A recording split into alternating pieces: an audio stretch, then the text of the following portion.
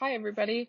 I hope you're doing well and finishing the semester strong. I decided to do my class project on exercise and spinal cord injuries, so we'll go ahead and get right into it.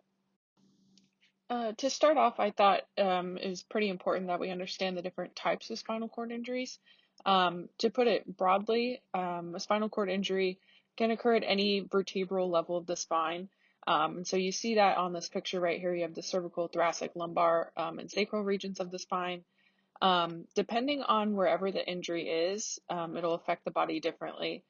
In this figure here, you can see, depending on where the injury occurred, you'll see different levels of paralysis, which are shown in blue here. To get us oriented with spinal cord injuries, here are a few quick facts. The injury itself is very rare. It's brought on by trauma or severe damage to the spinal cord. In the US, there are less than about 17,500 new cases each year, with the current amount of cases sitting at around 285,000. There is no cure for a spinal cord injury. However, secondary damage or injury as a result of swelling can be avoided using steroids quickly after the initial injury. The ACSM defines the primary effect of a spinal cord injury as loss of somatic, sensory, and autonomic functions below the lesion level or below the vertebral level of the injury. This means that patients will lose the ability to control their muscles, feel things, and properly regulate their body. As we went over previously, depending on the location of the injury, most muscle fibers that are innervated by that spinal cord level and below will become immobile. Without getting too carried away, I just wanted to bring up this representation of the spinal cord injury cascade. As you can see on the left here, we have the primary injury, which is mechanical damage, and then you have a couple levels below that that are sort of initial issues brought on by that injury. And then as we move on to the secondary and chronic injuries, we see how it has such a large effect on basically every single part of the body. The main idea that I wanted to get across here is that exercise can help prevent the secondary and chronic injuries that we see in the middle and on the right side of the graph. This prevents, or exercise, I should say, prevents the initial spinal cord injury from becoming debilitating in the long term. Please keep in mind that spinal cord injuries are very unique to every individual, and each patient will have their own struggles in the recovery and rehab phase. As we move forward, please keep in mind that the extent of functional impairment is dependent upon the location of the injury. As with anything else, rehab and recovery are patient specific. We typically think about exercise as a means by which we decrease disease risk or as an adjunct treatment for disease. However, with spinal cord injuries, they present sort of an interesting case. These patients are immobile, or the majority of them are, and exercise requires movement.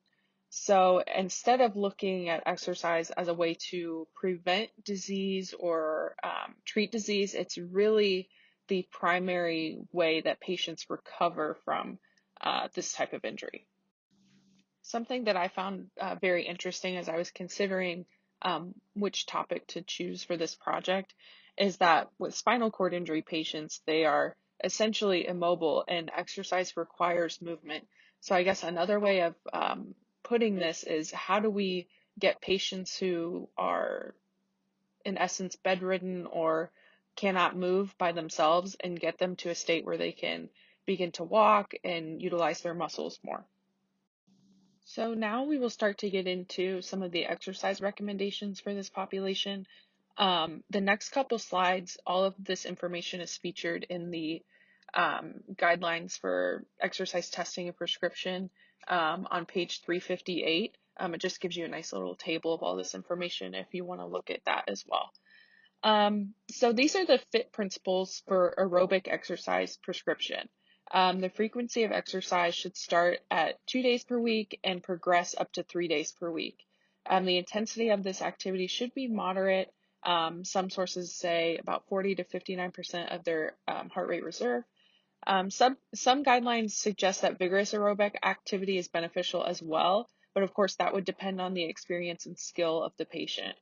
To start out, patients should exercise in 5 to 10-minute bouts up to a 20 to 30-minute total, and progress should be made to 20-minute bouts or more. This can be done by decreasing or eliminating rest, essentially. The best type of aerobic exercise for this population is exercise that engages the largest muscle mass. The body weight assisted treadmill on the right of this slide is a good example of aerobic exercise for this population. Any type of ergometer, aquatics, or functional electrical stimulation are also preferred modes. So moving along, we have the resistance exercise recommendations. Spinal cord patients should do resistance exercises 2 days per week at an intensity of 20 RM to begin. They should progress to loads which they can complete 8 to 10 reps, roughly 2 to 3 sets. Patients should complete 1 to 2 sets at the beginning of their program, and like I said, they should progress to 3 sets of 8 to 10 reps. Rest between sets should be around 1 to 2 minutes, and for this population, resistance exercise machines are the preferred modality for resistance exercise, and they can also use dumbbells, cuff weights, and bands, but therapists should be cognizant of the patient's abilities and their motor control. For flexibility exercises for this population, they should be done daily. Um, Specific recommendations for time spent on stretching and flexibility varies by source. According to the ACSM, these patients should be doing 3 to 4 minutes per day for each muscle group.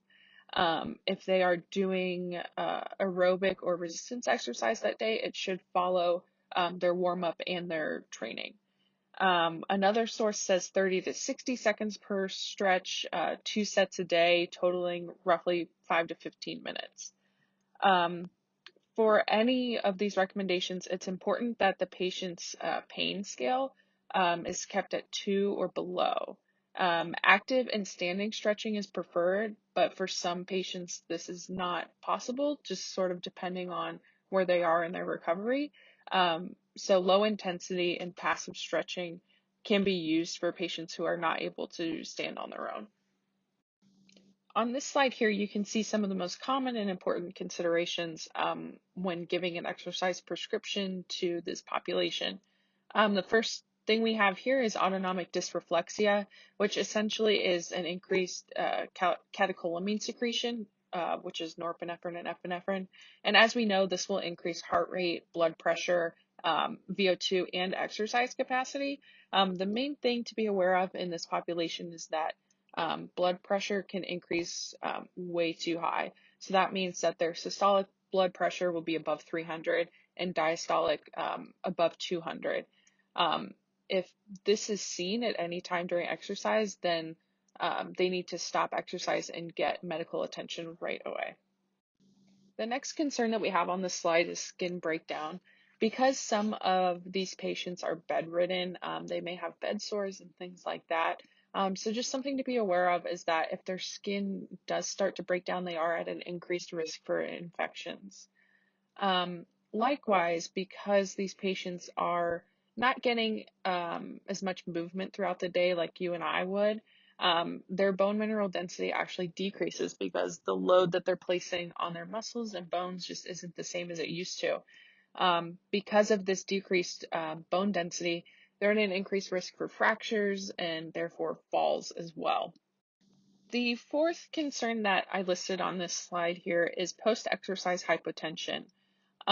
Because spinal cord injury patients are not able to move their limbs very well after exercise, they may not be able to keep that blood circulating as well as we would like. So that's just another thing to be aware of. Lastly, there's thermoregulatory dysregulation. Another thing seen commonly in this population is that they are not able to sweat like you and I would, so they can't really regulate their body temperature. And they may overheat quite easily. That's just something else to be aware of. Just constantly ask them how they're doing and how they're feeling. Something that is also important to consider in this population is that they are at an increased risk for developing diabetes simply because they are quite inactive and they're just not spending any of that energy that they're putting into their body. Um, a few years ago, a systematic review found that exercise has no effect on carbohydrate and lipid metabolism in these patients. However, a few other studies noted that plasma glucose levels did decrease by 10% after a physical activity intervention was given to these patients. Similarly, there was an increase in the GLUT4 transporter content. Um, and I ask on the right side here, why is this important? And to me, this is important because, like I said earlier, these patients are at an increased risk for developing diabetes. Although the systematic review may not have seen that there were any promising results, a couple other studies did see some changes. Many other research groups have looked at body composition changes in this population after they were given an exercise protocol to follow. Overall, these exercise protocols were not shown to reduce fat mass upon exercising. This is mostly due to the amount of physical activity it takes to see weight changes, not even specifically fat. Um, and comparing it to the amount of activity that these patients are actually able to do. Um, Also, bone mineral density typically decreases in these patients because of the lack of activity. And unfortunately, exercise has not been shown to prevent this decrease in bone mineral density, but it may help maintain it as they become more mobile. And finally, muscle fiber cross-sectional area was shown to increase 25% in these patients who exercise. I also made a note that citrate synthase activity increased 39% because that means that spinal cord injury patients are seeing a major increase in the oxidative capacity of their muscles. Again, I asked, why is this important? Well, body composition is vital to improving mobility in these patients. If we can get rid of some of the fat and maybe the excess weight, then that might help them have more mobility. Although the current literature out there does not support any reduction in fat mass or any increase in bone mineral density, I think it's a good area for future research to sort of investigate why this is and maybe try to find a different type of intervention that would help these patients. Another interesting finding that's in the literature is that upon exercising, spinal cord injury patients have an exaggerated heart rate response. Similarly, they require a higher volume of oxygen to do an activity compared to you and I would. Again, why is this important? I think it's important because it has direct implications on activities of daily living. As we work with these patients to become more mobile and independent by doing simple activities, it may make them fatigue faster. So to review and to wrap up just a little bit, it's important that we all understand that spinal cord injuries are a unique injury and as well as they are unique to each patient. Most researchers and professional organizations recognize exercise as the best way for these patients to regain mobility and recover from their injury. Importantly, the ACSM guidelines for physical activity still stand for this population. So the same guidelines that you and I are supposed to meet, these patients are also supposed to meet. Um, which means that they should get 150 minutes of moderate intensity exercise or 75 minutes of vigorous aerobic exercise, as well as at least 2 days of muscle strengthening exercises. And obviously, there are many other factors to consider when creating an exercise plan for a spinal cord injury patient. The test question that I created for my presentation is somewhat of an application of the majority of the ideas that I discussed and specifically prescribing exercise for this population. So the question is as follows. Your patient is currently recovering from an L2 spinal cord injury which occurred 3 months ago. They are starting an intense exercise program for rehabilitation. One of their main goals is to gain more mobility in their lower body, specifically rising from a chair or wheelchair. What type and intensity of exercise would you prescribe for them at the beginning of the program? Hit pause here if you would like to figure out the answer for yourself. So now I'll go through the reasoning for all of the answer choices that I wrote. For option A, 3 sets of 20 air squats. To me, at least according to the recommendations put out by the ACSM and other sources, 3 sets of 20 is just too high of a volume for the beginning of a program.